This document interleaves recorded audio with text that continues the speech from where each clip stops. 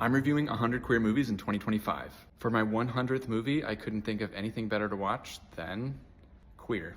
This is a period drama from 2024, starring Daniel Craig and directed by Luca Guadagnino, who's the same person that brought us Call Me By Your Name and Challengers. The story is adapted from a novel with the same name, and it follows the life of a gay American ex-military man who moves away from the States and to Latin America following the Second World War.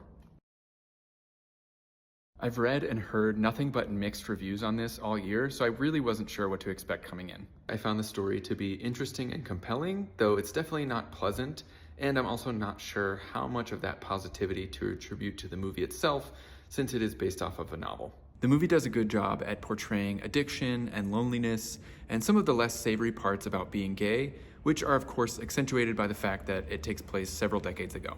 I also mostly liked how the things were portrayed. Some of the scenes were a lot more stylized and interpretive than I was expecting, and I think most of it works decently well, but there were still a few aspects that I was not bought into.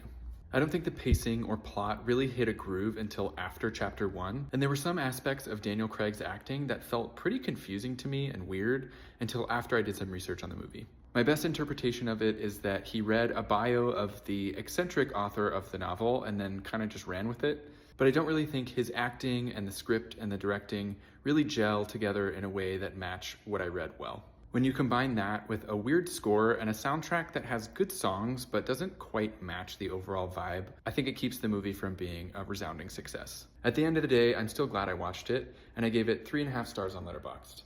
And if I'd seen it at 13 years old on Comcast Video On Demand, I can at least say that I would have been interested in the visuals. 7 out of 10 tissues.